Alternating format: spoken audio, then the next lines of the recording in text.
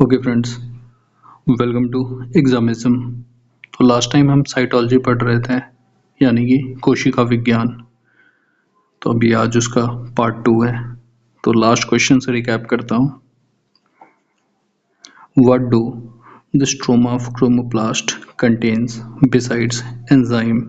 Chloroplast के stroma में enzyme के अलावा और क्या होता है? तो एंजाइम के अलावा क्या होता है? Double stranded circular DNA, 70S ribosomes. और मैंने बताया था आपको कि राइबोसोम्स दो टाइप के होते हैं, 70S और 80S। और ये क्वेश्चन आ चुका है। क्वेश्चन है, what is the function of chromoplasts? Chromoplast का क्या कार्य है? It provides various colours to the plant like to the flower and fruit. यह पौधे को विभिन्न रंग प्रदान करता है, जैसे कि फूल और फलों को। तो क्रोमोप्लास्ट क्या है? एक तरह का ये प्लास्टिड है। तो प्लास्टिड्स जो होते हैं किस में होते हैं? सिर्फ प्लांट सेल में। और प्लास्टिड्स के भी टाइप हैं, 3 टाइप के होते हैं। एक तो ये क्रोमोप्लास्ट हो गया जो आपका कलरफुल है, और एक और होता है क्लोरोप्लास्ट, जिसको आपको पता है कि ये क्लोरोफिल के लिए पॉपुलर है, और ये ग्रीन कलर देता है प्लांट्स को। और एक और है ल्यूकोप्लास्ट, और ये क्या होता है? कलरलेस, ये रंगहीन है, इसमें कोई रंग नहीं है। क्रोमोप्लास्ट क्या है? ये कलरफुल है। और फर्दर एक्सप्लेनेशन दूँ तो ल्यूकोप्लास्ट के भी 3 टाइप होते हैं। ल्यूकोप्लास्ट के 3 टाइप कौन से होंगे? पहले ल्यूकोप्लास्ट का फंक्शन है, ये प्रोटीन, स्टार्च, फैट, ये स्टोरेज के काम आता है, प्रोटीन, स्टार्च और फैट्स में। अब ये ल्यूकोप्लास्ट के भी 3 टाइप हैं। इसके टाइप हैं, फर्स्ट है अमाइलोप्लास्ट, सेकेंड है एलाइयोप्लास्ट,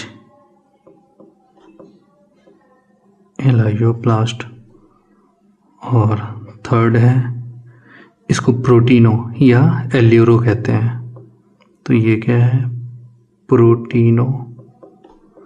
प्रोटीनोप्लास्ट और एल्यूरो, ALEURO, एल्यूरोप्लास्ट। तो सब में प्लास्ट लगा है, इससे तो आपको पता है कि ये प्लास्टिड है, यानी कि ल्यूकोप्लास्ट के टाइप हैं लेकिन प्लास्टिड्स हैं ये सारे। तो अमाइलोप्लास्ट में क्या होगा? ये क्या स्टोर करेगा?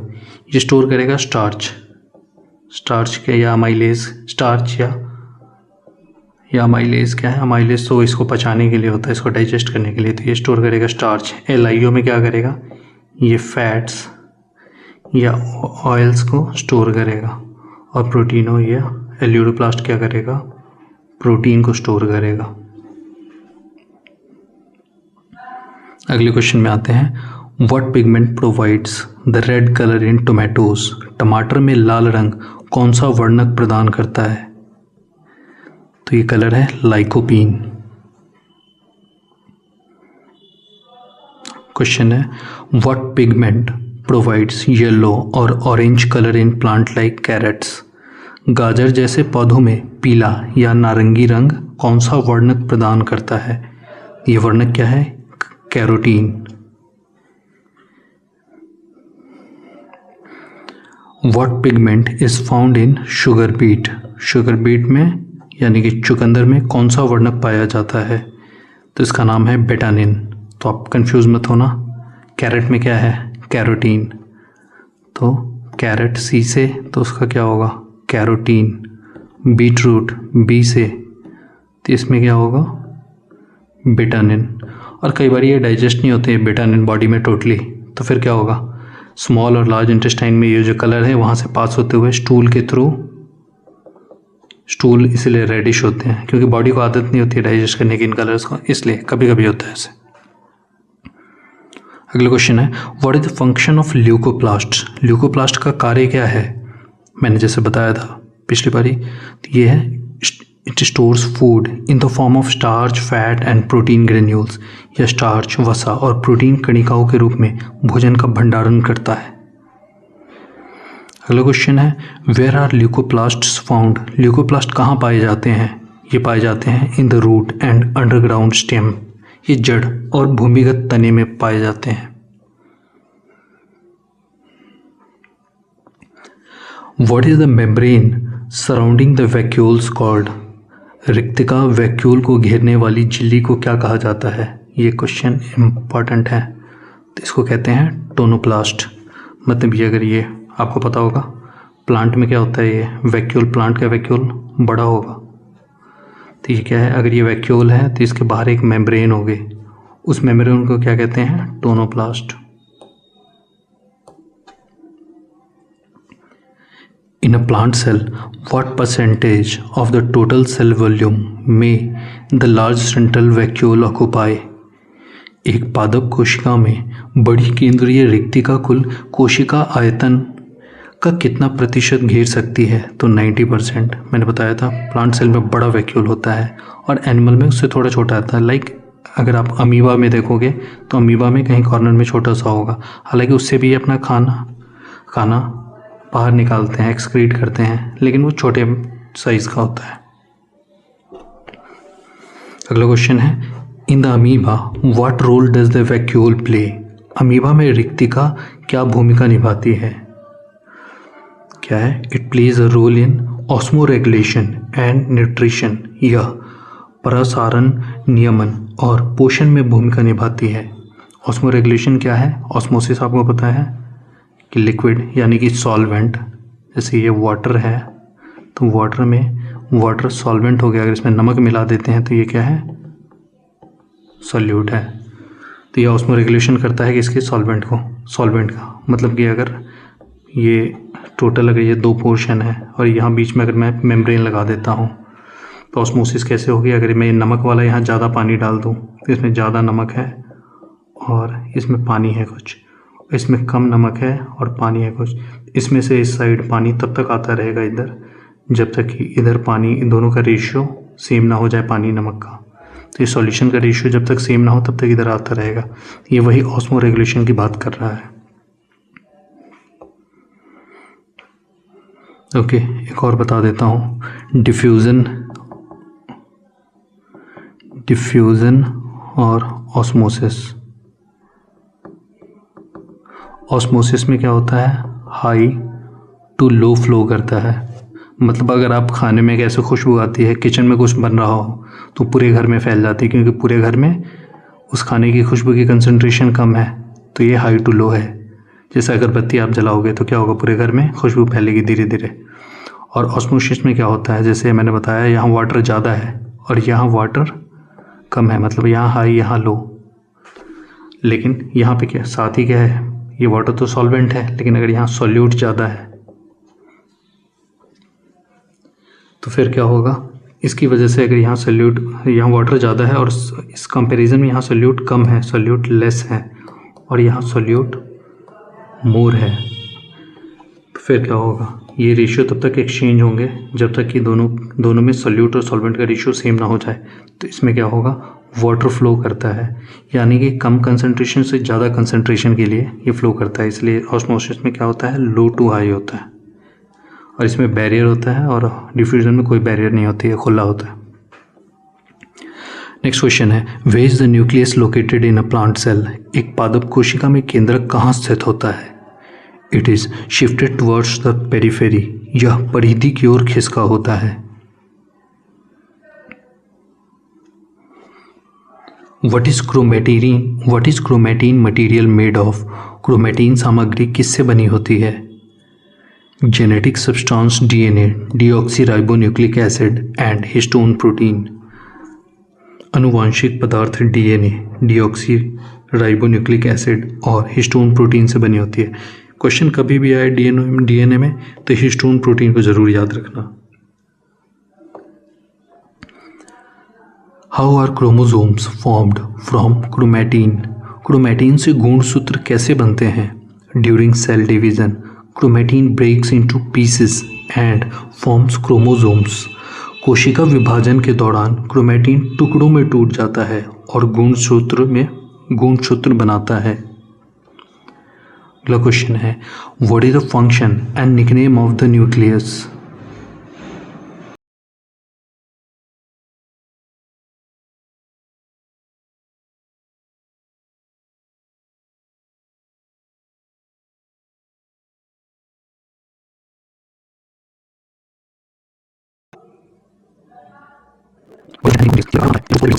कोशिका की सभी गतिविधियों को नियंत्रित करता है और इसे कोशिका का कंट्रोल रूम कहा जाता है। तो ये कंट्रोल रूम का क्वेश्चन आए तो माइटोकॉन्ड्रिया के साथ कंफ्यूज मत होना, क्योंकि माइटोकॉन्ड्रिया क्या है? पावर हाउस है। माइटोकॉन्ड्रिया पावर हाउस है और न्यूक्लियस क्या है? कंट्रोल रूम है। और एनर्जी करेंसी क्या है? वो है एटीपी, एनर्जी करेंसी। और किचन क्या है? किचन क्लोरोप्लास्ट है।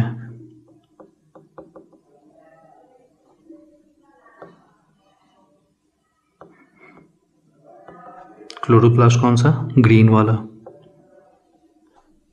और suicidal bag lysosomes. Suicidal bag और लाइसोसोम किसने डिस्कवर किया था? तो मैंने क्या बताया था? लाइसोसोम्स, क्योंकि सुसाइड करता है मतलब डेथ। डेथ का मतलब डी से डेथ, डी से डी ड्यूवे।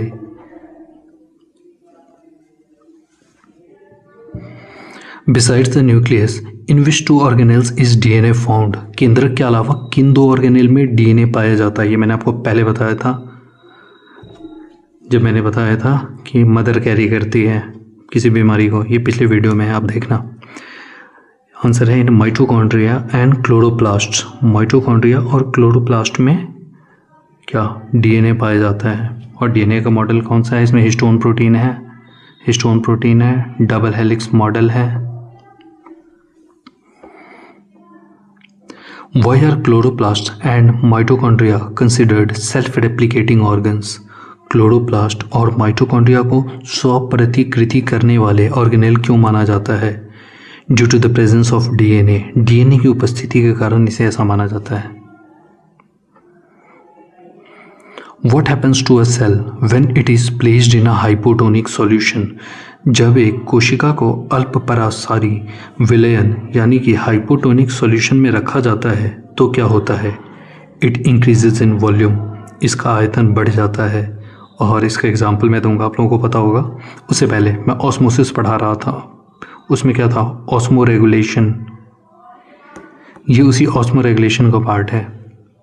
हाइपोटोनिक सॉल्यूशन में आप रखेंगे, ये हाइपोटोनिक सॉल्यूशन है, जिसमें क्या है? मान लेते हैं कि यहाँ कुछ मटेरियल जो सॉल्यूट है, जैसे कि नमक मान लेते हैं या चीनी मान लेते हैं, चीनी मान लेते हैं। यहाँ कम है अंदर, यहाँ कम स्पेस है अंदर में, और यहाँ मान लो ज़्यादा है तो क्या होगा? पानी बाहर से अंदर की ओर जाएगा। और फिर क्या होगा? यहाँ पानी कम होगा तो ये जो रेशियो है इसका सॉल्यूट सॉल्वेंट का, अंदर सॉल्यूट सॉल्वेंट का रेशियो सेम हो जाएगा। इसका एग्जांपल है, आप किशमिश या मुनक्के को रात भर पानी में रखते हो और सुबह जब उसको पीते हो तो क्या होता है? वो स्वेलअप हो जाता है, वो फूल जाता है, उसका आयतन बढ़ जाता है, क्योंकि वो ऑस्मो हाइपोटोनिक सॉल्यूशन वाटर में होता है और अंदर पहले से चीनी है उसमें, तो पानी जाकर उसको न्यूट्रलाइज करने की कोशिश करती है। यही है। अगला क्वेश्चन है, what are chromosomes made of and what is the point where their chromatids are joint called? गुणसूत्र किससे बने होते हैं और जिस बिंदु पर उनके क्रोमेटिड जुड़े होते हैं उसे क्या कहा जाता है? क्वेश्चन है important. Each chromosome is made up of two chromatids joined together at a point known as centrosome. प्रत्येक गुणसूत्र दो क्रोमेटिड से बना होता है जो एक बिंदु पर जुड़े होते हैं, जिसे सेंट्रोमेर कहते हैं।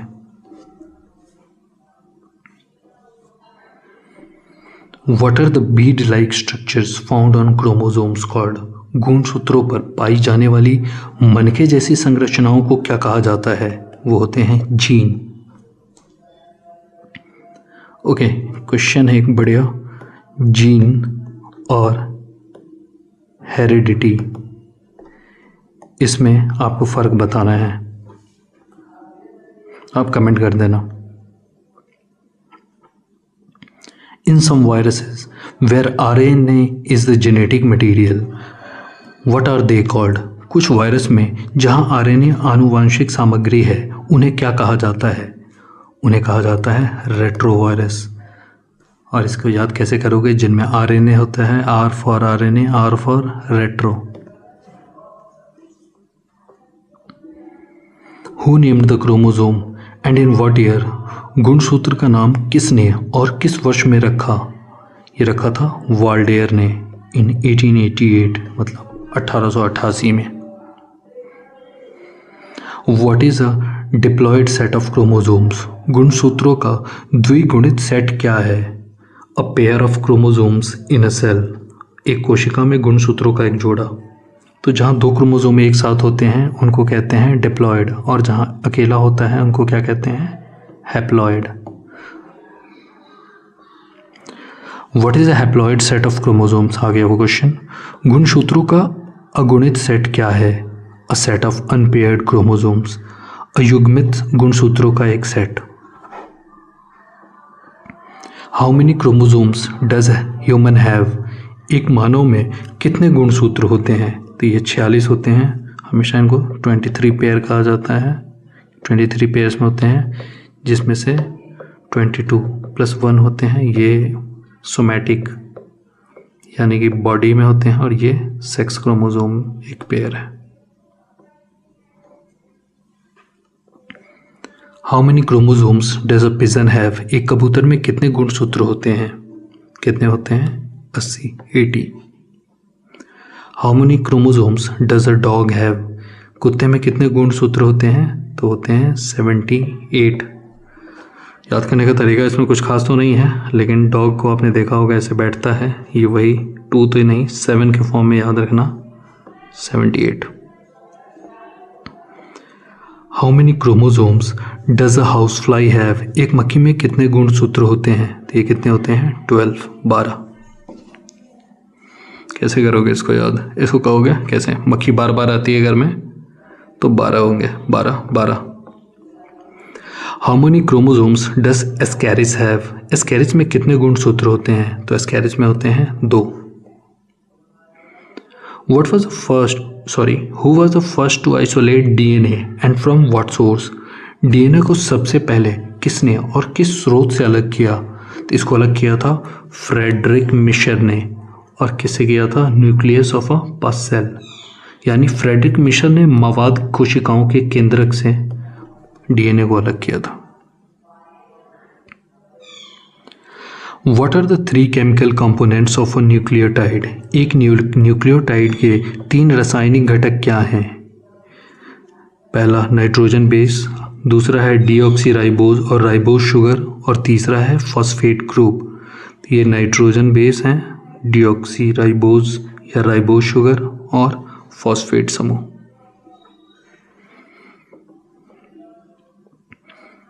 What are the 2 types of nitrogenous bases and which specific bases belong to each type? 2 प्रकार के नाइट्रोजनी बेसेस कौन से हैं और प्रत्येक प्रकार के कौन से विशिष्ट बेस हैं? तो ये कौन से हैं? Purines, adenine and guanine, and pyrimidines, thymine and cytosine. ये हैं प्यूरिन, एडेनिन और गुआनिन, और पिरिमिडीन, थाइमिन और साइटोसिन।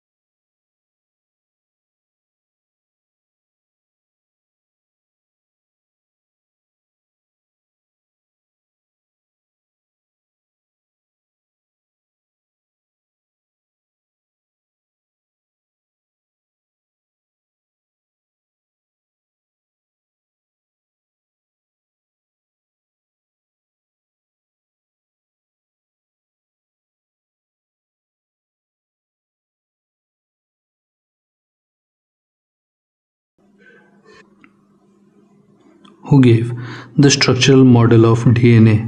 डीएनए का संरचनात्मक मॉडल किसने दिया? ये दिया था वाटसन एंड क्रीक ने। Which nitrogenous bases pair with each other in DNA? DNA में कौन से नाइट्रोजनी बेस एक दूसरे के साथ जोड़ी बनाते हैं? तो ये हैं adenine pairs with thymine and guanine pairs with cytosine. ये एडेनिन थायमिन के साथ जोड़ी बनाता है और गुआनिन साइटोसिन के साथ जोड़ी बनाता है। How many hydrogen bonds are found between guanine and cytosine? Guanine और साइटोसाइन के बीच कितने हाइड्रोजन बॉन्ड पाए जाते हैं? तो ये 3 है।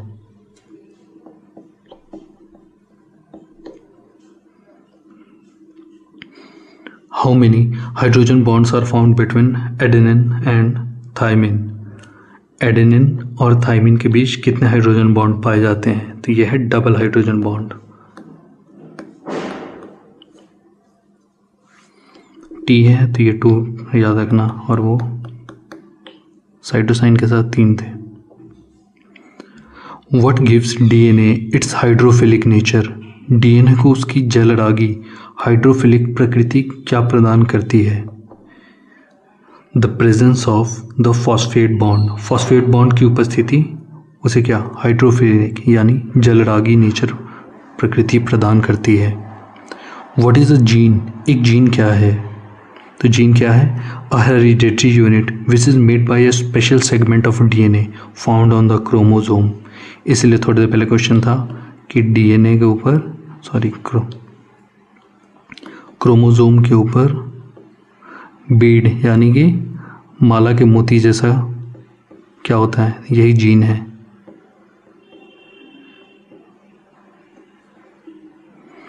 What is mutation? एक उत्परिवर्तन म्यूटेशन क्या है?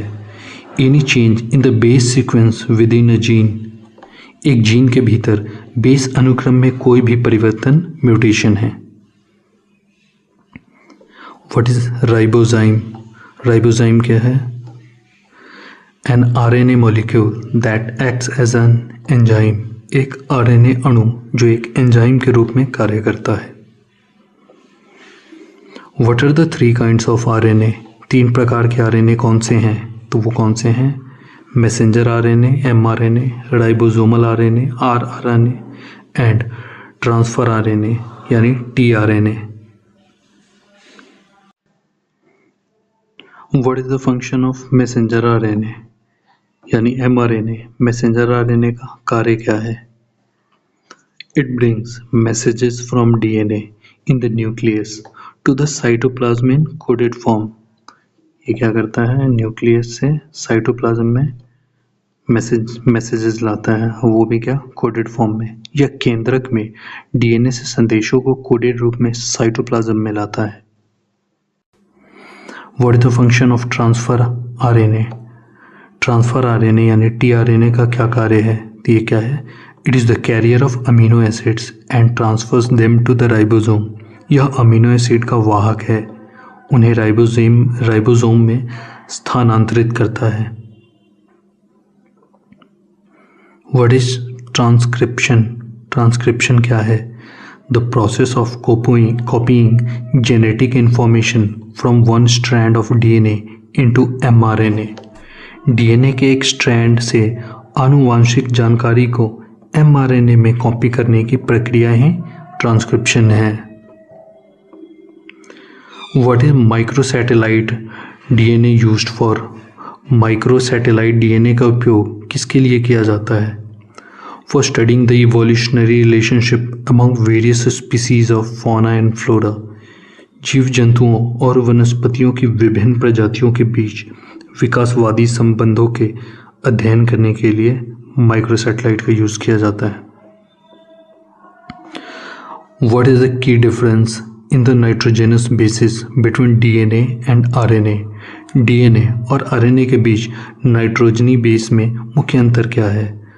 RNA contains uracil in the place of thymine, और आरएनए में थायमिन के स्थान पर यूरासिल होता है।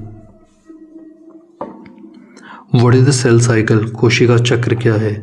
The sequence of events in which a cell duplicates its genetic material, synthesizes other constituents, and ultimately divides into two daughter cells.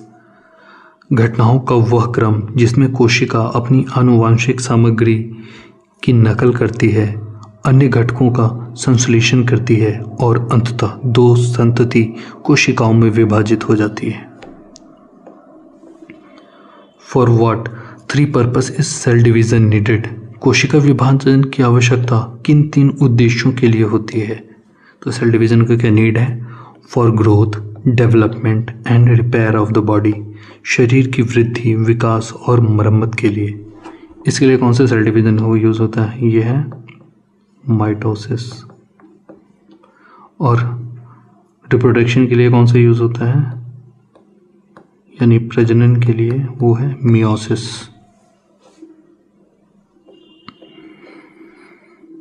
In which type of cells does mitosis generally occur? समसूत्री विभाजन यानी mitosis सामान्यतः किस प्रकार की कोशिकाओं में होता है?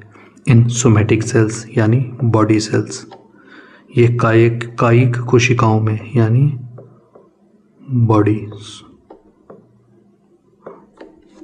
और इससे क्या होता है? ग्रोथ और repair. Growth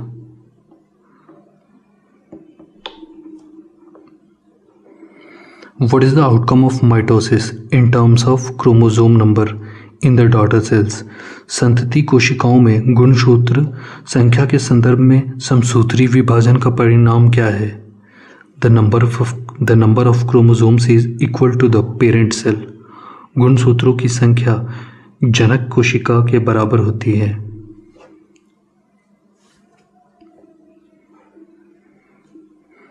What can uncontrolled mitosis cause?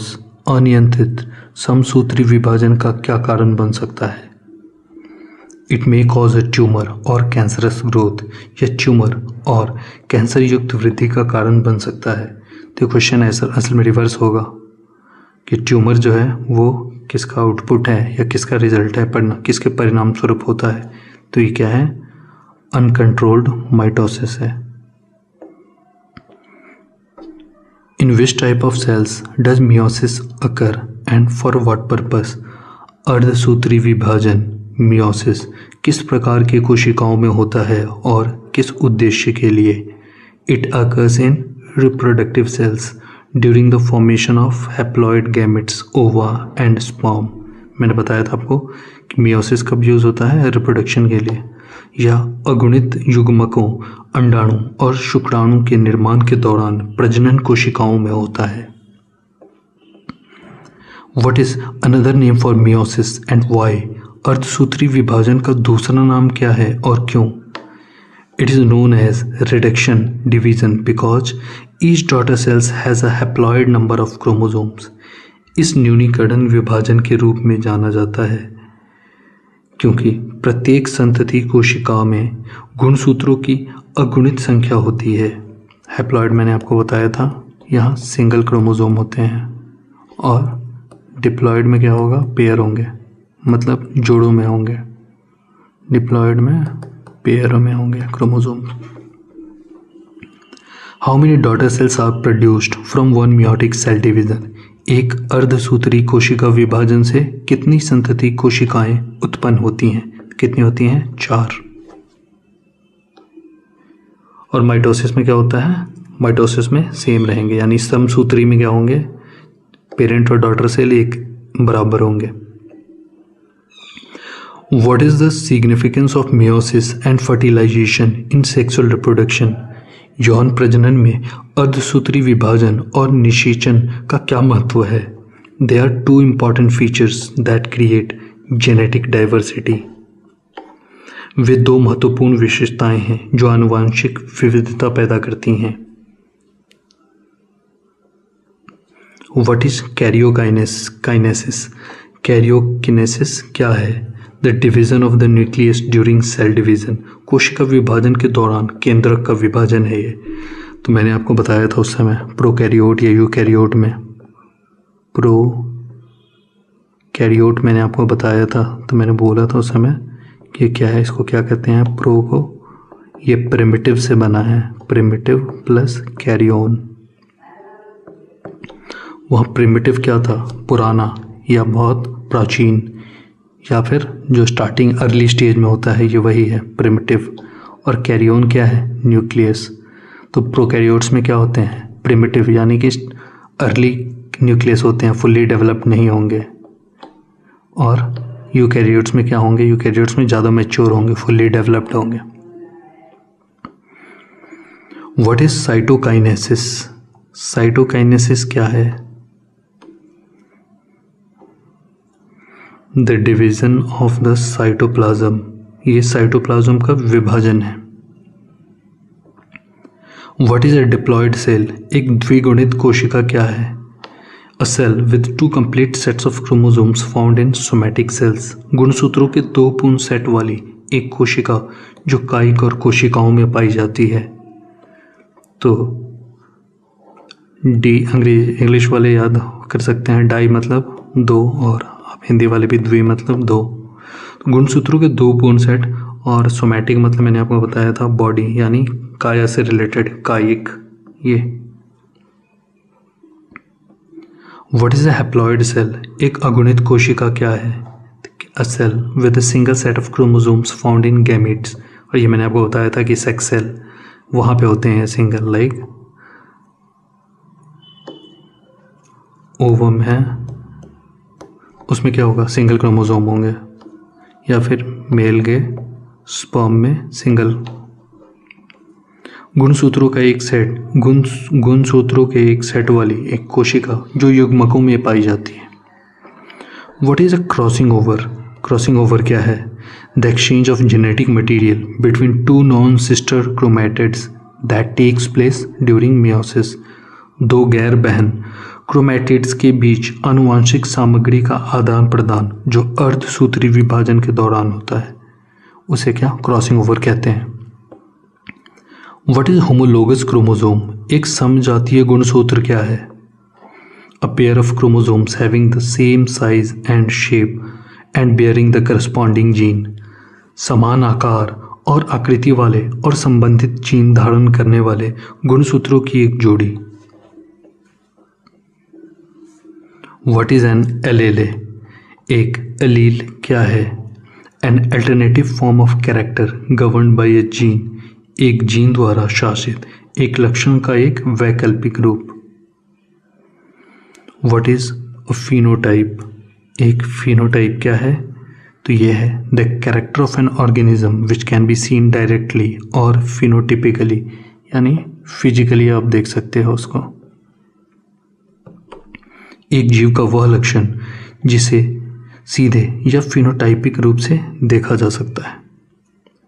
What is genotype, एक जीनोटाइप क्या है, the genetic constitution of an organism, एक जीव का आनुवांशिक गठन। What is a unit membrane, एक इकाई झिल्ली क्या है, the basic trilaminar structure of a cell membrane, एक कोशिका झिल्ली की मूल त्रिपक्षीय संरचना यूनिट मेम्ब्रेन है। ओके स्टूडेंट्स, तो ये थे 131 क्वेश्चंस साइटोलॉजी यानी कि कोशिका विज्ञान से जो मैंने कंप्लीट करा दिए हैं, और आप सबको ऑल द बेस्ट। और कुछ भी इम्प्रूव करना हो या किसी, तो आप कमेंट में बताना मुझे। तब तक के लिए bye and all the best.